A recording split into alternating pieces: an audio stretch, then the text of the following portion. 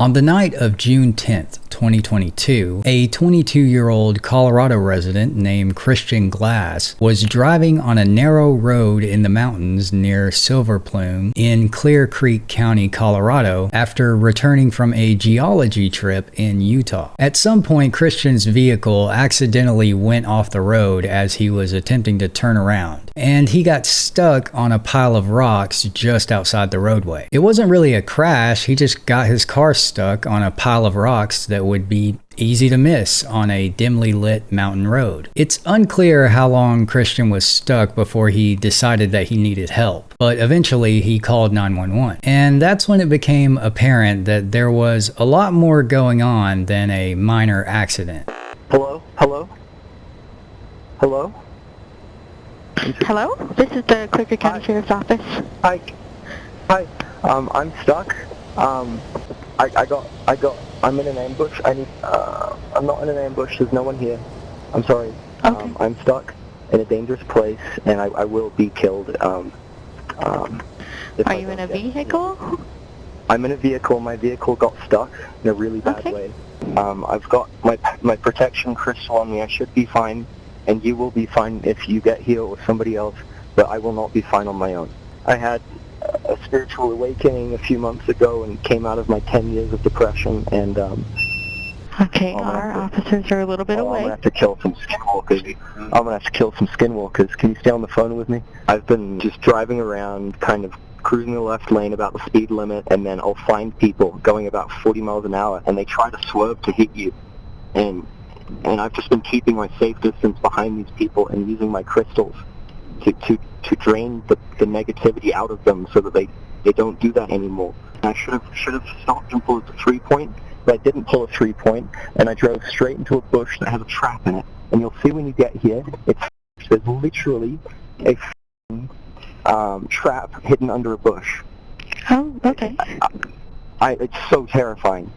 As I'm sure you can tell from that audio, Christian was suffering from some sort of mental instability, and it's clear that he was very paranoid and afraid. Shortly after that call was made, Deputy Andrew Buin and Deputy Timothy Collins of the Clear Creek County Sheriff's Office arrived on the scene. Well, keep your windows down because we're here to help you. How about you step out of the vehicle?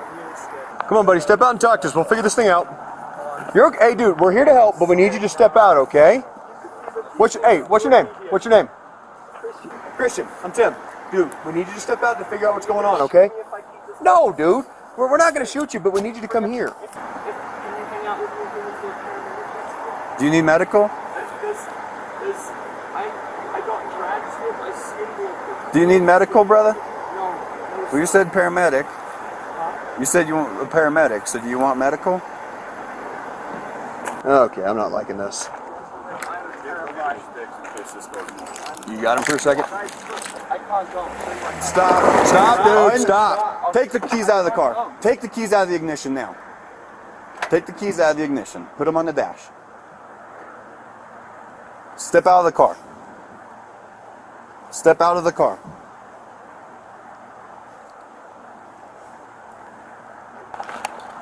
Step out of the car. Step out of the car now. That's a lawful order. Step out of the car, you'll be removed from the vehicle. Step out now. You don't need to be terrified. We're out here to try and help you and have a conversation, okay? You crashed your car. Okay. What did you take tonight? Any drugs? So I smoked. I've been.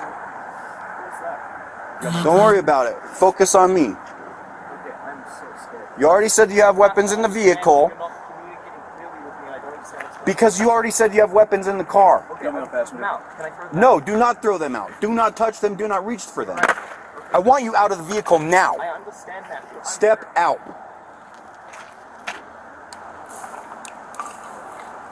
Watch Crossfire in case he reaches for shit. Gotcha, I'm on B-pillar. Hey, Christian, we just need you to step out of the car and we'll figure this out, dude. Roll down the window. Roll down the window.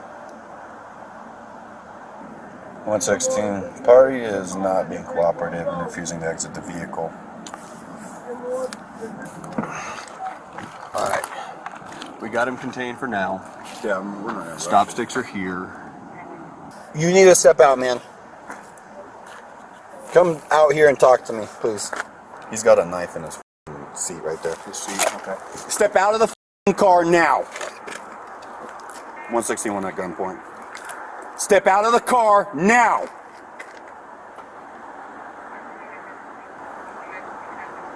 Step out. Christian, just step out of the car now. We can hold here all day if we have to. Okay, so he ditched the blade. He ditched it? Yep, he threw it to the right. Okay. He said he's got several though. Yeah. He had that one was underneath that big rock that he had in his lap. Okay. That's why I didn't see it until So that's just why now. he's freaking out a little bit about it.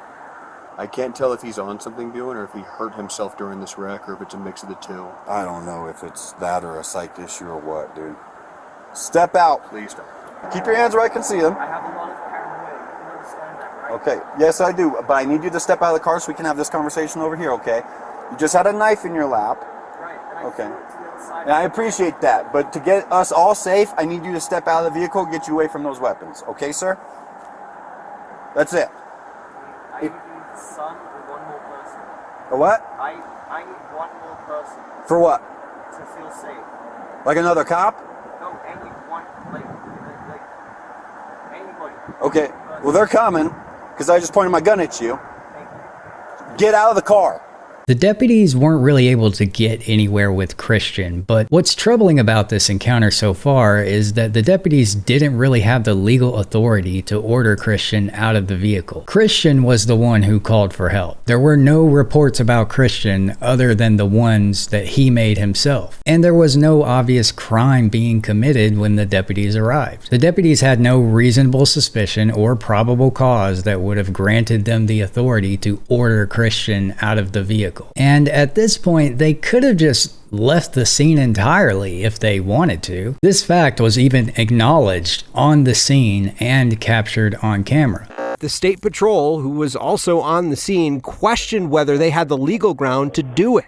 If there's no crime and he's not suicidal, homicidal, or a grave danger, then there's no reason to contact him. But of course, that's not what they wanted to do. And I'm not saying that the proper course of action would have been to abandon a scared kid in the mountains alone at night. But they had no reason to treat this like a crime scene. And they had no reason to act like this situation warranted invoking some kind of legal authority over Christian. After Deputy Buin and Deputy Collins spend a few more minutes attempting to negotiate with Christian, they decided to wait for backup to arrive before proceeding with any further intervention. But as soon as another officer was on the scene, the deputies began strategizing about how to forcefully extract Christian from his vehicle. So several knives within hand's reach. He's got a couple hammers, some rocks, some crystals and stuff that'll bust your head open. Non-compliant marijuana, but also a possible psych issue going on. Doesn't want to talk to us, won't roll down the window, won't exit the vehicle. Let's fan out this way. I was gonna ask, where do you want me? We'll just approach our vehicle, so once we have at least a 4. And then obviously we're gonna have to gain entry, so we'll probably go window, have 2 on lethal in case he reaches for those knives again. The officer that Deputy Buin is speaking to is Officer Brittany Morrow of the Idaho Springs Police Department. And after he brought her up to speed on what happened and the plan moving forward, she decided to make her own attempt at convincing Christian to exit his vehicle. Hey, Christian? Will you talk to me? What can you tell me about what's going on? We're trying to help you out. Okay, I see that. I see you're being cooperative. So, you know, the best way that you can help us out is just, you know, by putting away anything that you may have on you, and then allowing us to talk to you outside of the vehicle. That would be the best situation for all of us right now. You know, I see you're doing the heart thing with your hands. Look, we love you too. We just want you to be safe. After Officer Morrow failed to establish any meaningful communication with Christian, Georgetown Police Chief Randy Williams stepped in and took over the negotiations. You can see it in his eyes because He believes what's going on. yeah. He's honest to God scared shitless. Yeah. Can you give me this much room? I can't hear you. Not as well as I'd like to. You feel okay, Christian? You feel okay? You're not sick? Okay. We're not going to force you to do anything, all right? You called for help. We want to kind of help you. Yeah. Do you need any help, Christian? It's because your car's stuck. Does it run? Okay, but it's stuck. Do you live by yourself? Or do you live with somebody? That amuses you. See, I'm known for my wisecracks, but I don't know about that one. Although Chief Williams made a calm, respectful, and commendable effort to coerce Christian out of the vehicle, it's important to remember that the officers could have just left at any time and there was no real criminal reason for them to remain on the scene or treat it this way. At this point, Christian was displaying some signs of mental instability, but he needed medical and wrecker services, not help from the police. And prior to this event, Christian had never really displayed any signs of mental instability. He was a unique person who loved the outdoors, and he was a talented artist, but for the most part, he lived a pretty average life. He was often described as a geology geek. And like I said before, he was returning home from a geology trip when all this happened. So that's why he had the knife and hammers and things like that in his vehicle. Christian was just a normal kid who was in the middle of a mental health episode. But over the course of the following 40 minutes, Chief Williams continued his attempts to communicate with Christian, and several other officers arrived on the scene. Despite Chief Williams's best efforts, Christian still refused to get out of the vehicle. And eventually he fell silent and only acknowledged the officers through nods and gestures. As all of this was unfolding, the supervisor on duty, Sergeant Kyle Gould, was watching a live stream of the incident through the deputy's body cameras, and he eventually gave Deputy Buin the green light to force entry into the vehicle. And this decision was the catalyst for this interaction going horribly wrong. If you want to try and pop that side to get this side unlocked. Doesn't work. Yeah. I can do it for the paper too. Do you want to do it? Yeah. You want Shouty? I'm going to keep his attention Okay. here. I got knife. Just the 2 rocks in his hand so far. 116 will be forcing at you. Got the knife. Drop Knife. it, buddy. Hey, Watch out. hey, Watch hey. crossfire. Watch crossfire. Trooper on me. On me. On me.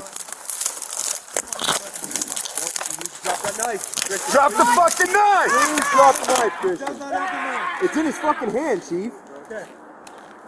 Taser from over there. Christian, right here. Look at this. Buin, you still got beanbag? Yep. Get that knife out of his fucking hand.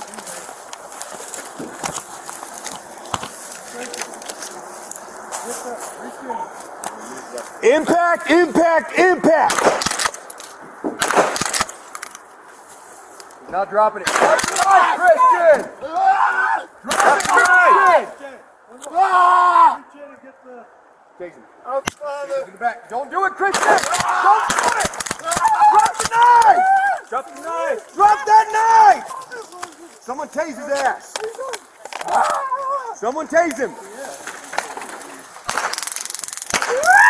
He still got it. He still got it.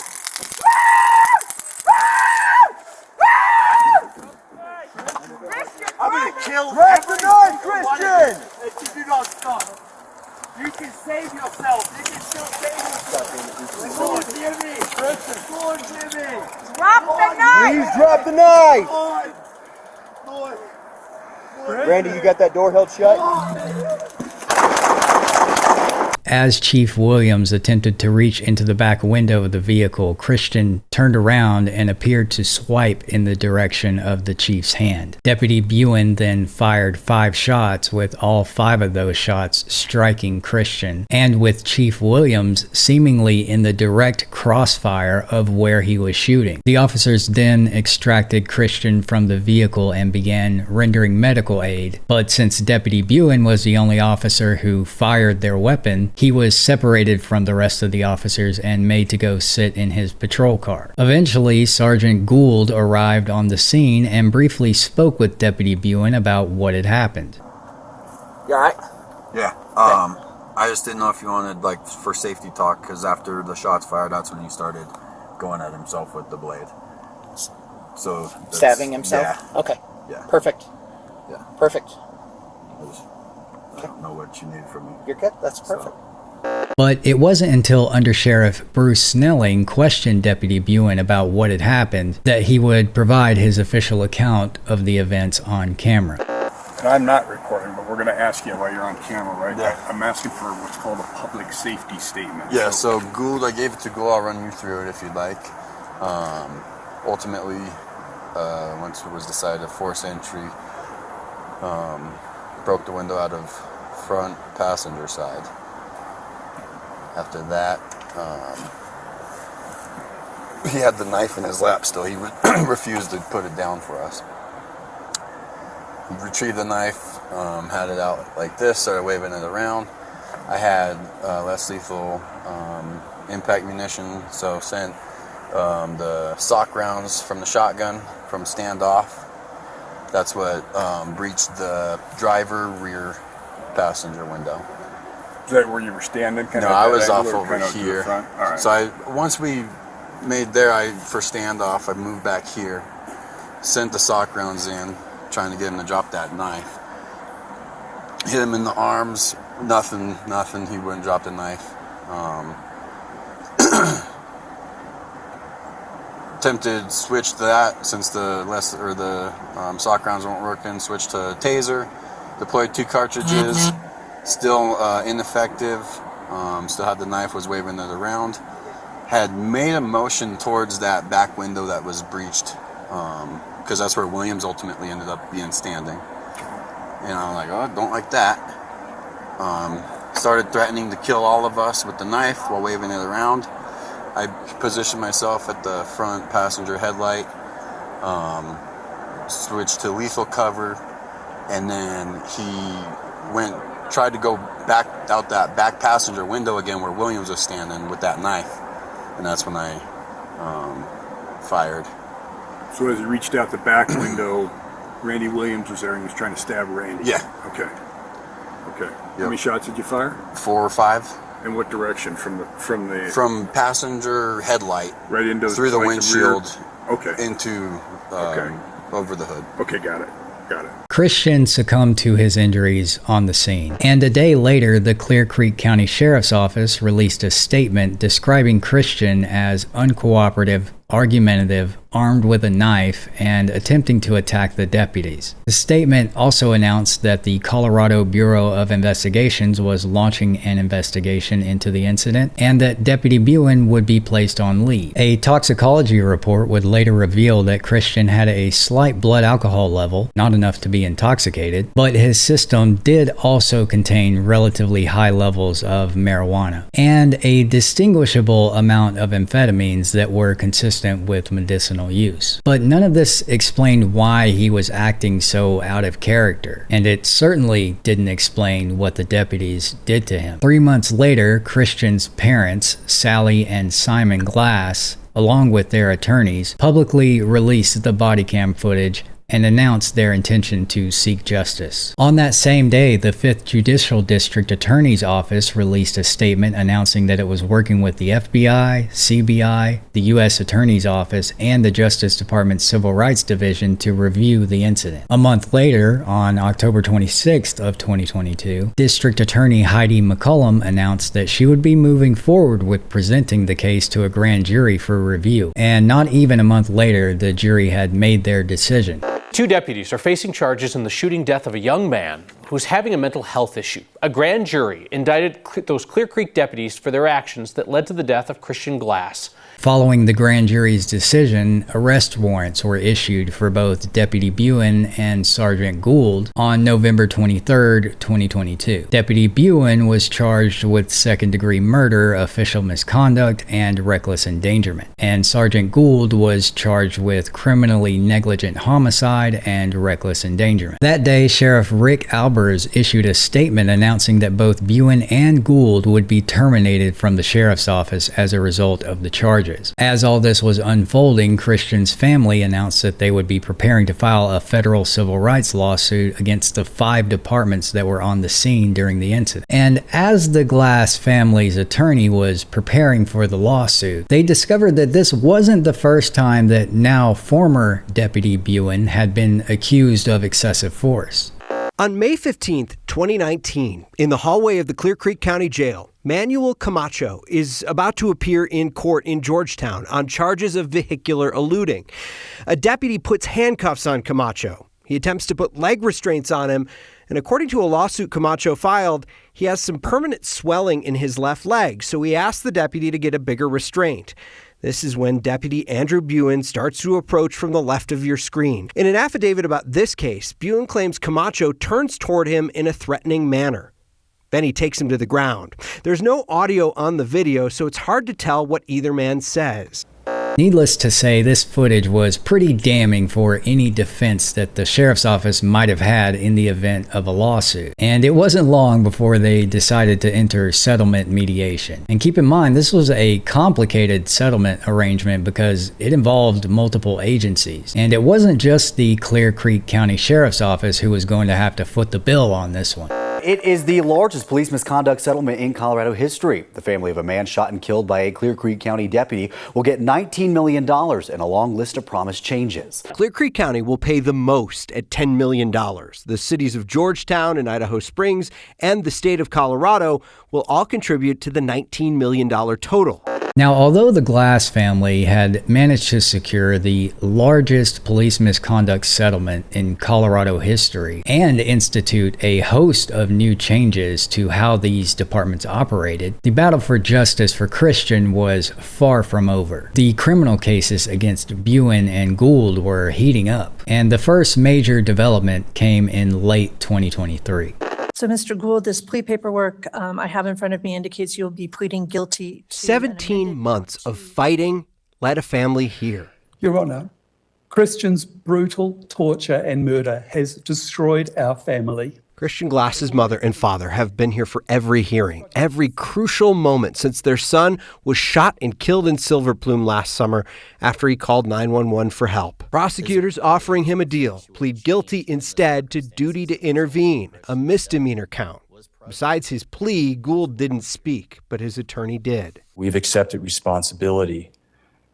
Mr. Gould is giving up his right to be a peace officer and doesn't want to fight this out of respect for the Glass family. Judge Catherine Shirotis weighed the punishment, even though prosecutors and the defense had already agreed to probation. So the court, though I think a jail sentence could be appropriate, is not going to impose one for the benefit of being able for everybody to move on in this particular case. Although the Glass family managed to find some semblance of closure once Gould admitted his guilt and was sentenced, Andrew Buin, the deputy who had actually shot Christian, had not made a plea deal and was planning to go to trial. But he was probably starting to have some serious second doubts about that decision right after Gould reached his plea deal, because that's when the next major development in this story happened. Prosecutors say they should have stepped in. The officers on the scene the night Christian Glass were shot and killed by a Clear Creek County deputy. Nearly a year after a grand jury indicted the deputy who pulled the trigger, and a day after an off-site supervisor pleaded guilty for his role in the shooting, now a Clear Creek County district attorney has filed failure to intervene charges against 6 police officers who stood by while that shooting happened. Nearly every officer on the scene that night was charged with failure to intervene, with Chief Williams Williams also being charged with third-degree assault. By this time, Christian's story had been widely reported, particularly by investigative journalist Steve Steger at 9 News in Denver. And that coverage didn't stop at the settlement. When Buin's trial started in April of 2024, 9 News was still there and hadn't given up on the story, even though it had been years since Christian's death. As Buin's trial was unfolding, the criminal charges against the other officers reached various conclusions. Most of the charges were ultimately dismissed, but a couple of the officers were forced to resign. The trial spanned over the course of about 3 weeks, with the state arguing that Buin's actions were aggressive, excessive, and criminal, and framed the case as an officer who escalated a roadside assistance call into an unnecessary killing, which is exactly what it was in my opinion. But Buin's defense saw it the opposite way, and argued that Christian was intoxicated, armed with a knife, and acting unpredictably, and that Buin did what he had to do to protect his fellow officers. On April 26, 2024, the jury reached a verdict. Over the last half hour, we've been covering the case of Andrew Buin, who was found guilty just moments ago of reckless endangerment in the death of Christian Glass. The jury did not reach a decision on second-degree murder, which was the most serious charge. Buin was convicted of reckless endangerment, but they could not reach a verdict on the second-degree murder charge due to a single hung juror. And the DA initially questioned whether or not they would even try to retry the case. But after one of the jury members stepped forward to tell the media that they believed the hung juror was biased, it was announced that Buin would be facing a new trial on the murder charge. But it would be nearly a year later before the new trial would begin. Unlike the first trial, Buin's defense presented a relatively short case, and Buin did not testify himself. Their strategy relied heavily on video analysis, expert testimony, and the notion that Christian tried to attack the officers. And also, unlike the first trial, this strategy didn't work out too well. The verdict reads as follows. We, the jury, find the defendant, Andrew Buin, guilty of criminally negligent homicide. To the jury, is this, and was this your verdict? So say you all. Okay, was your verdict unanimous? Following the guilty verdict, Andrew Buin was sentenced to the maximum penalty of 3 years in prison for criminally negligent homicide on April 14, 2025, nearly 3 years after Christian's death. He was also sentenced to 120 additional days for the reckless endangerment charge, and this drew a close to the Glass family's fight for justice. Before we get into my big takeaways segment here, I want to give a special shout out to 9 News, and specifically investigative journalist Steve Steger, for covering this story so thoroughly and dedicating so much time to ensuring that it received the attention that it deserved. Colorado may not be well known for great policing, but they certainly have a fine slew of investigative journalists working in that state, and I think that deserves recognition. Now, there are a few things that stick out to me about this case beyond the officers' obvious lack of compassion, training failures,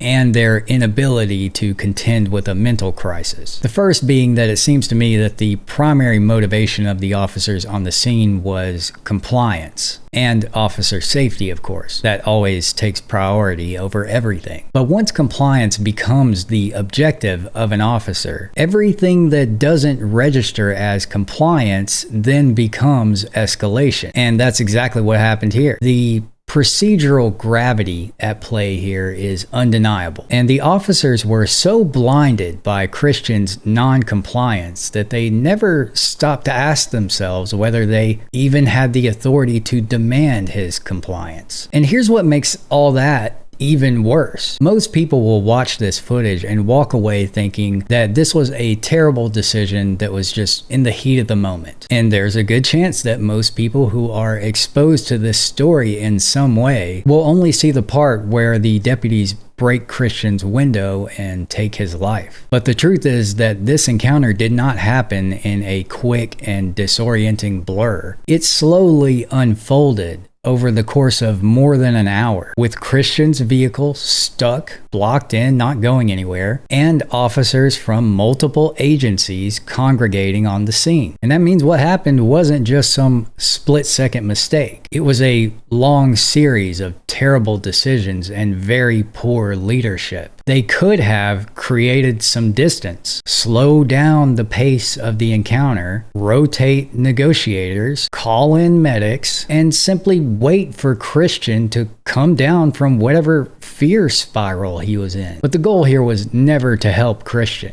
It was to gain his compliance. And every moment that he didn't comply chipped away at their patience until they made the decision to force entry, which ultimately cost Christian his life. But to take a step back, the decision to break the window wasn't just a bad call. It was the catalyst for the manufactured chaos that the officers needed in order to justify continued escalation. They created the conditions for Christian to react the way that he did. And then they took his life for reacting to those conditions. I know that Christian obviously wasn't in a proper state of mind when this happened, but we see this type of behavior from the police in everyday interactions all the time. And Christian's story is a testament to exactly the kind of outcome that this kind of endless escalation can create. I've seen this happen in so many police interactions that I'd make the argument that it was happening on purpose at this point. Like it's some kind of unspoken cultural agreement among officers. But whether or not it's purposeful doesn't even really matter. What matters is what's actually happening out in the real world. And this reminds me of a fundamental principle in systems theory that I've heard in passing. And it is that the purpose of a system is what it does, which is an extension of a quote from a British management consultant named Stafford Beer, who said that there is, quote, no point in claiming that the purpose of a system is to do what it constantly fails to do. Stories like Christian's are far from an isolated incident. So I think we're